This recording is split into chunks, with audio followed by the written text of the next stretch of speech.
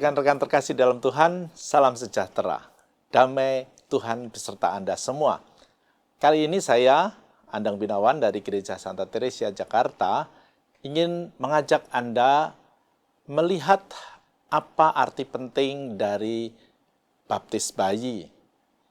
Dan memang ini saya buat untuk melengkapi tanda petik persyaratan yang biasanya dibuat bagi mereka yang ingin membaptiskan anak-anaknya, yaitu semacam rekoleksi atau pengarahan sebelum baptisan bayi. Tetapi karena masa pandemi tentu saja kita tidak bisa mengadakan itu secara bersama-sama. Memang bisa lewat Zoom atau Microsoft Teams atau Google Meet, tetapi juga bisa saja seperti yang Anda lihat sekarang ini. Maka pada kesempatan ini, kurang lebih selama 1 jam, saya ingin mengajak melihat bagaimana gereja memahami tentang baptis bayi. Karena tentu saja banyak sekali pertanyaan. Dan salah satu pertanyaan yang suka disampaikan adalah, apakah baptis bayi itu tidak melanggar hak asasi manusia? Tentu saja, kalau dilihat bahwa anak-anak dijadikan Katolik oleh orang tuanya, tapi bukan pilihannya sendiri, ya tentu saja itu melanggar hak asasi manusia. Tetapi mari kita lihat bahwa anak-anak ini kan belum mempunyai kehendak, belum mempunyai pilihan, artinya belum bisa memilih. Seperti juga Anda yang mempunyai anak kecil, mengapa memberikan makanan-makanan yang Anda anggap sehat, Anda anggap baik untuk anak-anak ini? Apakah anak-anak ini sudah bisa memilih makanan instan atau steak, atau daging apa, atau sayur apa, menjadi vegetarian atau tidak? Kan tidak. Tetapi Anda memberikan makan. Jadi pada dasarnya, baptis bayi tidak bisa dikatakan sebagai melanggar hak asasi manusia, karena ini adalah bentuk tanggung jawab orang tua untuk memberikan pendidikan iman kepada anak-anaknya. Pendidikan iman adalah salah satu tujuan paling penting di dalam baptis bayi. Bukan pendidikan agama begitu saja. Nanti akan saya ajak sedikit bedakan apa itu pendidikan iman dan pendidikan agama. Nah, itu juga pertanyaan yang suka dibuat. Maka dengan kata lain saya mau mengatakan, kalau Anda juga memberikan makanan-makanan yang sehat untuk anak-anak Anda, demikian juga kalau iman Anda anggap sehat, Anda anggap yang paling baik, ya berikanlah itu kepada anak-anak. Perkara nanti mereka dewasa, memilih sesuai dengan apa yang mereka cari, sesuai dengan hati nurani mereka, itu perkara lain. Tetapi kali ini tentang baptis bayi, pasti itu bukan soal pelanggaran hak asasi manusia. Itu yang pertama. Lalu yang kedua, ada yang juga bertanya, baptis bayi itu untuk apa persisnya sebenarnya selain terkait dengan tanggung jawab orang tua? Ya tentunya supaya kita disatukan dengan Tuhan sebagai anak-anak yang terkasih. Di dalam bacaan liturgi baptis bayi, biasanya yang dijadikan bacaan di dalam Injil adalah kisah tentang para rasul yang tanda petik menolak kedatangan anak-anak, tapi Yesus mengatakan, biarlah anak-anak itu datang kepadaku. Karena memang kita diajak untuk menjadi anak-anak Allah. Dan orang tua, dalam hal ini tentunya diajak, dipanggil untuk menjadi teladan bagaimana orang itu sungguh-sungguh perlu Allah yang kita sebut Bapa. Dengan kata lain, orang tua mengajari anak-anak tentang bagaimana bersikap terhadap Allah sebagai Bapa. Bahkan boleh dikatakan bahwa ketika orang tua itu menjadi sakramen bagi anak-anak, maka orang tua dipanggil untuk merepresentasikan, mewakili kehadiran Allah Bapa, sumber kehidupan itu bagi anak-anak. Allah yang pengasih, Allah yang pengampun, tapi juga Allah yang pendidik. Itu yang kedua. Tapi yang ketiga juga, mengapa sih harus dibaptis cepat-cepat, bukan nanti saja? Ya, tentunya itu juga ada kaitan dengan sebuah paham bahwa jika kita memang sudah dipersatukan secara lebih formal dengan Tuhan, maka nanti juga seperti di dalam bacaan-bacaan kita akan sungguh-sungguh dipersatukan juga dengan Tuhan nanti saat kematian. Memang tentunya ini ada kaitan dengan paham dulu bahwa kalau anak-anak itu nanti misalnya meninggal, lalu nanti bagaimana? Kan belum disatukan dengan Kristus. Ada pada bagian itu. Tetapi sekarang toh tidak lagi ada praktek bahwa baru sehari 2 hari kemudian dibaptis. Seperti sedikit pengalaman kecil, saya dulu dibaptis dalam usia 2 hari. Karena apa? Ya harapan hidup kan belum tinggi pada waktu itu. Tapi sekarang tentunya dengan pemahaman bahwa kita itu mau dipersatukan dengan Tuhan, tapi juga dipersatukan dengan gereja, maka baptis adalah simbol bagaimana anak-anak diterima di dalam sebuah persekutuan dan biasanya di dalam gereja atau di dalam kapel. Supaya memang ini mau dipersatukan dengan komunitas. Jadi itu beberapa pertanyaan yang sering saya terima terkait dengan baptis bayi. Tetapi yang mau saya ceritakan lebih banyak bukan perkara hal-hal yang sangat teknis seperti itu, tetapi bagaimana saya menghayati mengapa baptis bayi penting dan mengapa iman itu penting. Nah, disitulah pada bagian yang sedikit lebih panjang ini saya mau bercerita tentang apa yang suka saya analogikan tentang hidup ini. Kalau Anda melihat apa yang saya bawa, mungkin sebagian dari Anda sudah langsung tahu apa yang saya maksud dengan layang-layang ini. Karena memang saya suka mengibaratkan hidup itu seperti layang-layang. Layang-layang itu dibuat bukan untuk hiasan dinding, bukan, tetapi untuk diterbangkan. Demikian juga anak-anak. Dilahirkan dan dididik bukan hanya sekedar sebagai etalase orang tuanya, sebagai tempat pamer orang tua tentang kesuksesannya, apalagi sukses materi. Bukan hanya untuk dibanggakan kalau dia sukses, tetapi memang demi anak-anak itu sendiri supaya terbang tinggi. Nah, itulah tanggung jawab orang tua. Tanda petik, menerbangkan anak-anak setinggi mungkin. Bukan hanya dalam konteks sukses duniawi, terkenal, kaya, pinter. Bukan itu saja. Tapi tentu saja terbang tinggi menjadi berkat bagi sahabat, bagi kerabat, dan bagi masyarakat. Nah, pada poin inilah saya ingin mengajak melihat apa yang bisa dilakukan orang tua agar anak-anak Anda terbang tinggi dari kacamata iman. Maka seperti tadi, layang-layang dibuat bukan untuk hiasan dinding, tetapi untuk terbang tinggi. Maka layang-layang juga harus sungguh-sungguh diperhatikan bagaimana dia terbang. Dalam hal ini, saya biasanya mengatakan bahwa untuk bisa terbang ada 5 syarat penting. Nah, apa itu syaratnya? Mari kita lihat. Tentu saja saya mengandaikan sebagian dari Anda cukup terbiasa dengan menerbangkan layang-layang atau bermain dengan layang-layang. Tentu saja ini suka sebuah renungan karena dulu saya suka sekali menerbangkan layang-layang. Nah, baik, kembali. Syarat pertama dari layang-layang adalah layang-layang ini harus seimbang.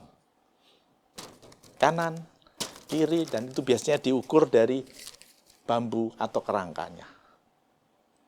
Itu harus seimbang. Maka, dalam hal inilah saya suka mengatakan juga bahwa anak-anak pun harus kita didik di dalam keseimbangannya sebagai manusia. Keseimbangan apa? Tentu saja kita tahu bagaimana di dalam paham Kristiani, manusia itu mempunyai 3 dimensi. Tubuh, jiwa, dan roh. Bukan hanya sekedar tubuh dan jiwa, tapi tubuh, jiwa, dan roh. Dalam hal ini jiwa bukan atau dibedakan dengan roh, karena jiwa lebih terkait dengan hidup batin, akal budi, emosi, kehendak. Yang dibedakan dengan tubuh. Roh adalah sesuatu yang spiritual. Nah, pendidikan anak harus memperhatikan keseimbangan dari 3 hal itu. Kalau orang hanya mendidik atau memperhatikan tubuhnya, maka dia akan obesitas, bukan? Maka harus dilatih juga untuk bagaimana mengelola emosinya, mengelola intelektualnya. Tapi harus juga lebih dalam, harus diperkenalkan dengan hidup rohani. Nah itulah, baptis menjadi salah satu upaya kita, supaya anak-anak itu nanti tidak hanya menjadi manusia yang gede secara fisik, pintar secara intelektual, akademis, pintar sebagai pemain olahraga, tetapi juga mempunyai kedalaman hidup spiritual. Syarat itu menjadi cakrawala bagaimana anak-anak ini nanti akan terbang tinggi. Jadi yang pertama, keseimbangan pendidikan. Yang kedua, apa yang bisa dibuat supaya layang-layang ini nanti akan diterbangkan? Tentunya adalah bahwa selain ada kerangka, ada kertasnya, ada juga talinya, bukan? Tali ini kecil. Tali inilah yang nanti akan menentukan bagaimana layang-layang ini nanti bisa terbang tinggi. Coba Anda bayangkan, apakah layang-layang bisa terbang tinggi kalau tidak ada tali? Tidak mungkin, bukan? Dia dikendalikan dengan benang. Dia mempunyai pegangan karena benang. Nah, inilah yang saya katakan bahwa benang inilah iman. Benang inilah yang Anda talikan pada layang-layang ini supaya nanti bisa terbang. Benang ini harus kuat, tapi kecil. Itulah iman. Artinya harus ada hubungan yang sangat personal antara kita, anak yang kita baptis, dengan Tuhan. Itulah kekuatannya. Tetapi kalau hanya nantinya, sekaligus seperti tadi saya katakan, ini bentuk tanggung jawab orang tua mendidik iman, bukan hanya sekedar agama. Bahwa kita memperkenalkan kepada anak-anak itu ritual-ritual, sakramen-sakramen, aturan-aturan gereja, diajak berpantang berpuasa, diajak rosario, diajak membaca Alkitab, diajak berderma. Itu penting, tapi lebih penting adalah bagaimana mendalaminya supaya menjadi iman, hubungan yang personal dengan Tuhan. Jadi anak-anak itu melakukan kegiatan bukan hanya sekedar aturan. Kalau hanya sekedar aturan, saya suka mengibaratkan bahwa benang itu menjadi tambang. Coba bayangkan, apakah layang-layang bisa terbang kalau dengan benang yang tebal? Itulah agama. Kalau kita hanya memberikan label pada anak-anak tentang benang, maka dia tidak akan bisa terbang. Agama itu penting untuk membantu hubungan kita yang personal itu dengan Tuhan. Nah, dengan kata lain, apa yang mau saya katakan adalah bahwa baptis bayi adalah memperkenalkan kepada anak-anak ini secara formal memang hubungan manusia dengan Tuhan, bagaimana kita berpegang pada Tuhan, berpegang pada petunjuk-petunjuknya, kasihnya, kekuatannya, pengampunannya. Bahwa gereja memberikan aturan-aturan, mengadakan ritual-ritual, ibadah-ibadah, itu untuk membantu supaya ada hubungan. Maka sebenarnya pendidikan iman yang paling tepat adalah kesaksian hidup orang tua. Bukan untuk memaksa anak-anak ke gereja, bukan hanya sekedar formalitas mengikuti sakramen-sakramen, tetapi kesaksian hidup orang tua. Apakah dengan beriman itu ada sukacita, ada kesabaran, ada kelemah lembutan? Sebenarnya bagi saya ini penting, karena apa? Ini melanjutkan pertanyaan-pertanyaan yang suka saya dengar. Ketika anak-anak mulai remaja, susah sekali diajak ke gereja, susah sekali diajak berdoa. Problemnya apa sih?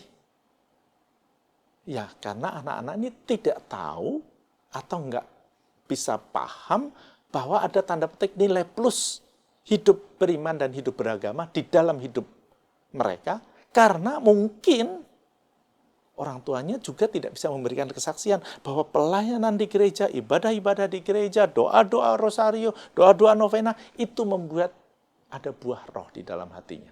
Kalau tidak ada, orang tua tidak mempunyai kesabaran, tidak punya kelemah lembutan, tidak ada pengelolaan diri sebagai buah roh, maka anak-anak juga tidak akan melihat nilai plus iman dan agama di dalam hidup mereka.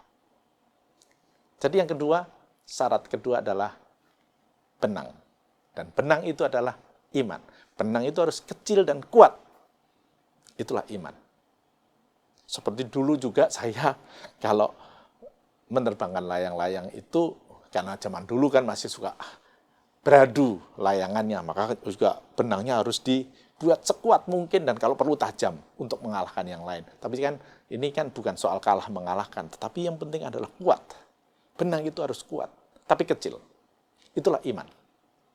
Nah, itu yang kedua. Apalagi syaratnya? Tentu saja kita tahu bahwa layang-layang supaya bisa terbang dibawa kemana? Tentu saja dibawa ke tanah lapang. Bukan hanya di dalam ruangan. Mengapa? Harus ada angin yang kuat. Dan sekaligus ada udara terbuka. Angin kuat tetapi hanya di dalam ruangan, layang-layang tidak bisa terbang, bukan? Harus ada angin yang alamiah. Nah, apa artinya bagi anak-anak? Syarat ketiga itu bagi saya adalah anak-anak pun harus diterjunkan di dalam kehidupan yang real. Bukan hanya sekedar di laboratorium. Anak-anak harus dilatih untuk menghadapi angin kehidupan. Wah Romo, anginnya sekarang sakal, anginnya kenceng. Yes, itu angin kehidupan. Orang tua yang mendampingi.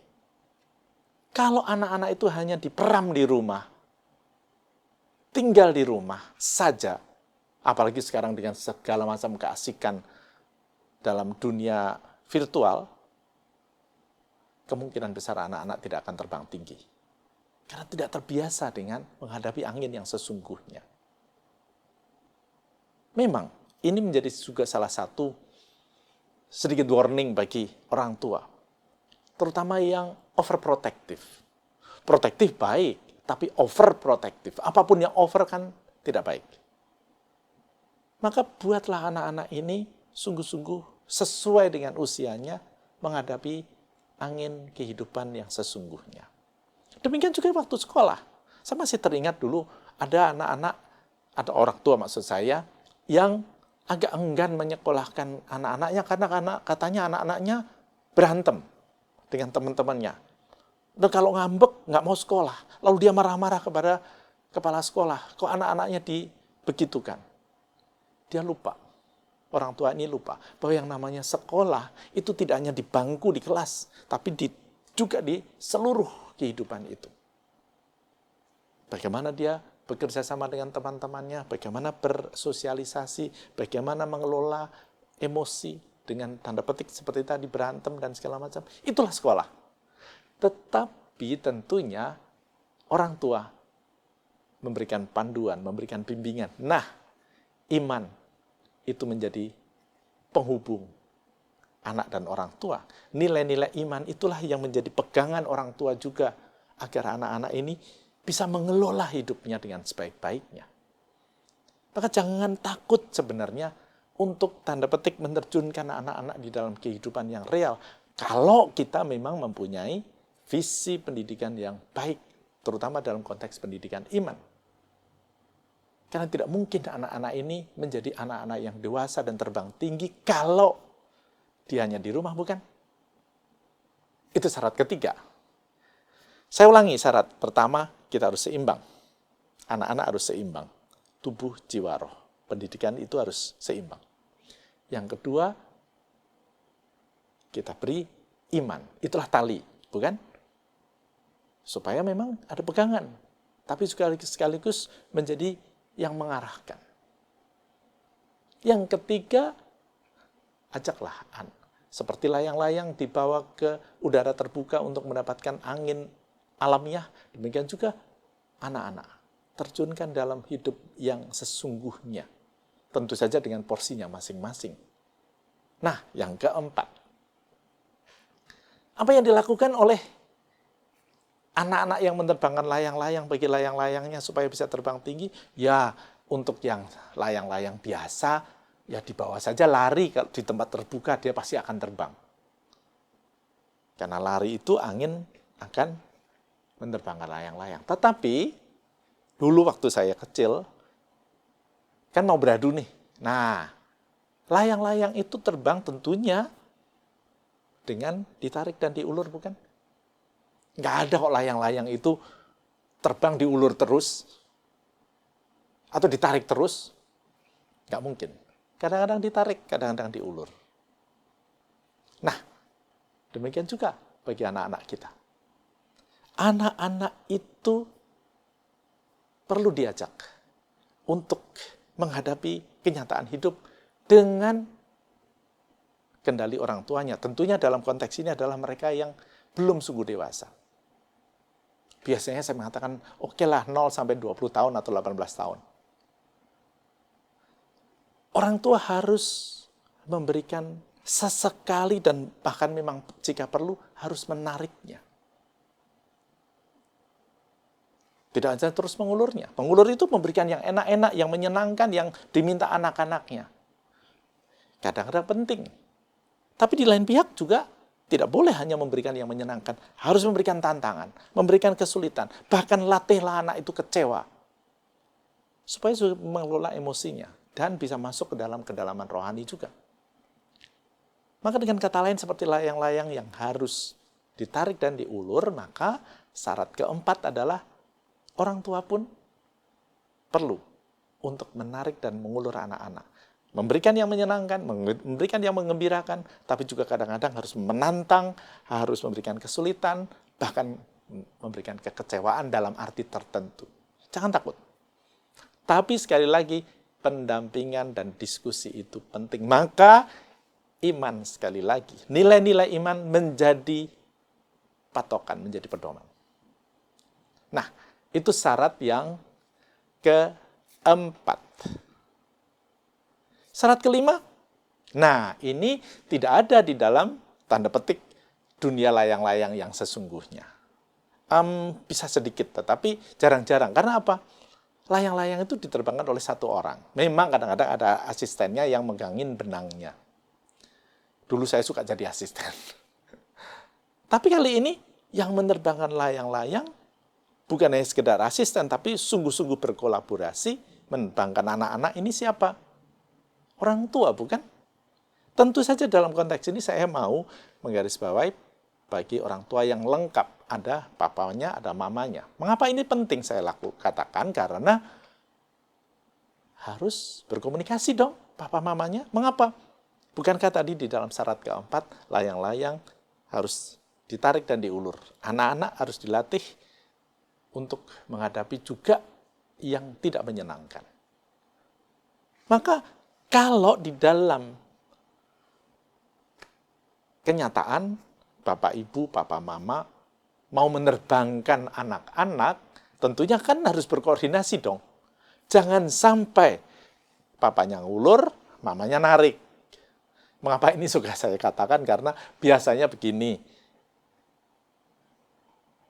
para suami, para bapak atau papa itu kan banyak bekerja di luar. Waktu ke rumah relatif sedikit. Maka untuk mengambil hati anaknya, biasanya papanya itu yang memanjakan. Mamanya yang banyak di rumah, lebih banyak berelasi dengan anak-anaknya, ngerti kebutuhan anaknya, dan cenderung lebih protektif, dan kadang-kadang overprotektif. Maka, kalau tidak hati-hati pada titik tertentu, pada saat yang sama, papanya ngulur, mamanya narik. Nah, kalau itu terjadi, apakah layang-layang itu bisa terbang? Anak-anak itu bisa terbang tinggi? Pasti enggak dong. Maka dengan demikian, sebenarnya, Baptis bayi bagi saya adalah sekaligus memberikan mengingatkan bagi suami dan istri yang sekarang menjadi papa dan mama untuk selalu berkomunikasi dengan baik. Bukan untuk dirinya sendiri mereka berdua, tetapi sekarang demi anak-anak. Komunikasi dan koordinasi itu penting. Supaya memang anak-anak itu dididik dengan baik. Bahkan kadang-kadang saya memberikan 3 level. Komunikasi itu hanya sekedar komunikasi. Koordinasi itu adalah kalau memang sungguh-sungguh seperti tadi katakan, oke, kalau papanya lagi ngulur, mamanya jangan protes. Kalau mamanya juga memang lagi narik, papanya jangan ikut campur dulu. Baru nanti di tempat tidur atau di kamar sendiri diskusi. Jangan di depan anak-anak dong. Ya kan? Apa yang kemudian menyatukan pandangan papa dan mama ini? Iman sekali lagi. Cara pandang kita, gereja mengajak, melihat apa arti nilai anak-anak, apa arti nilai kehidupan, apa arti nilai berelasi dengan Tuhan. Itulah yang menjadi tanda petik bahan diskusi dan kesatuan dari papa mama, orang tua, suami istri yang mempunyai anak kecil ini supaya anak ini bisa terbang tinggi. Nah, Ibu, Bapak, dan Saudara terkasih, sebenarnya 5 syarat itu sudah ada. Saya ulang sekali lagi. Seimbang, ada iman, tali, dibawa ke kehidupan yang nyata, harus ada tarik ulur, dan yang kelima, koordinasi, komunikasi yang baik antara papa dan mamanya, bukan? Hanya dengan itu saya kira anak-anak ini bisa terbang tinggi. Tetapi sekali lagi, iman. Sekaligus dibantu oleh agama, dibantu oleh ajaran-ajaran gereja, pandangan-pandangan yang ditafsirkan oleh tanda petik para pemimpin gereja, bagaimana mendidik anak, bagaimana memberikan nilai-nilai religiusitas melalui ritual-ritual, ajaran-ajaran, aturan-aturan, kegiatan-kegiatan, itu membuat iman itu menjadi tumbuh. Demikian juga orang tua. Nah, Ibu, Bapak, dan Saudara terkasih, rekan-rekan semuanya, itu kurang lebih yang saya bayangkan bagaimana kita mendidik anak dan apa artinya membaptis anak-anak.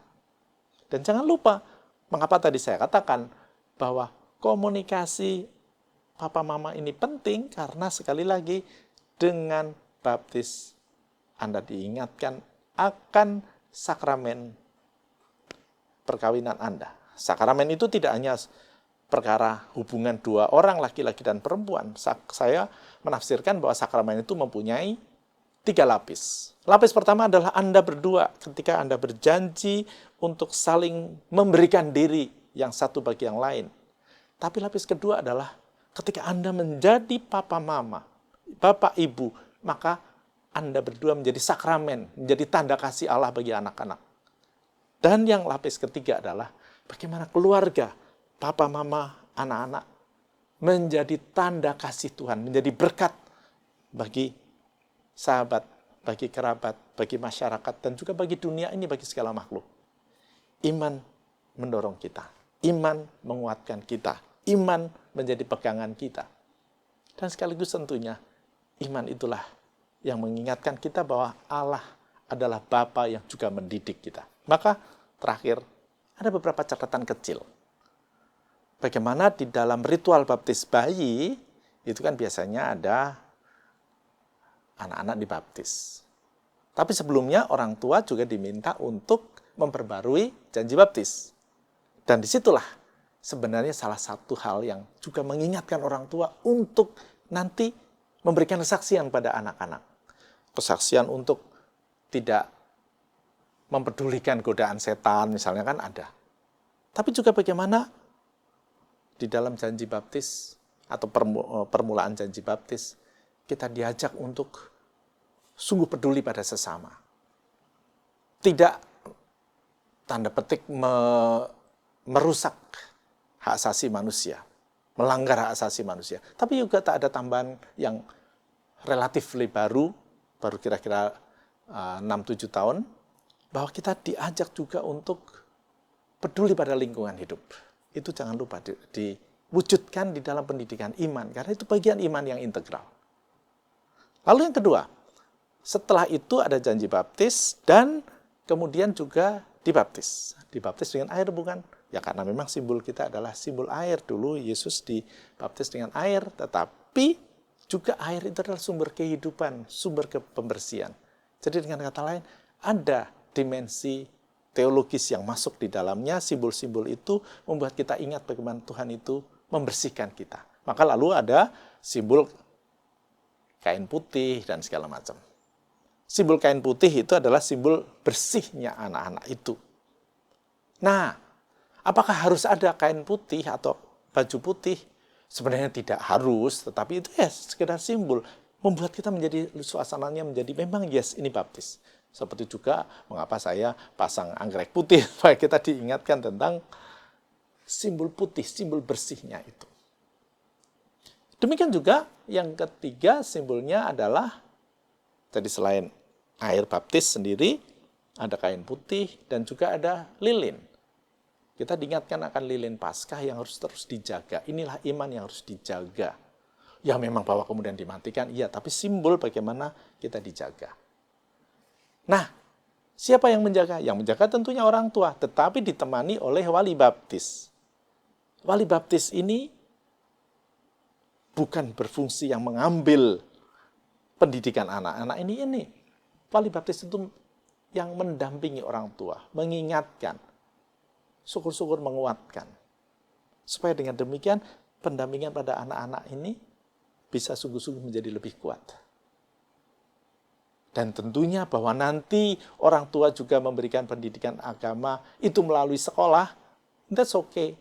Tetapi itu juga hanya supporting system, itu hanya bantuan eksternal saja. Yang lebih penting adalah di dalam keluarga. Jadi simbol-simbol yang dilakukan di dalam upacara baptis adalah simbol dari kehendak Anda membaptiskan anak-anak ini dan juga niat Anda untuk memberikan kesaksian iman bagi anak-anak. Jangan lupa, dengan baptis bayi, orang tua diingatkan bagaimana menghadirkan wajah Allah Bapa di dalam keluarga, terutama bagi anak-anak. Hanya dengan itu sekali lagi, sakramen Anda bisa sungguh-sungguh mewujud, sungguh-sungguh ada bentuknya, dan kita menjalani panggilan Tuhan. Itu saja dulu. Sampai jumpa pada lain kesempatan. Selamat mempersiapkan baptisan anak-anak Anda. Tuhan memberkati.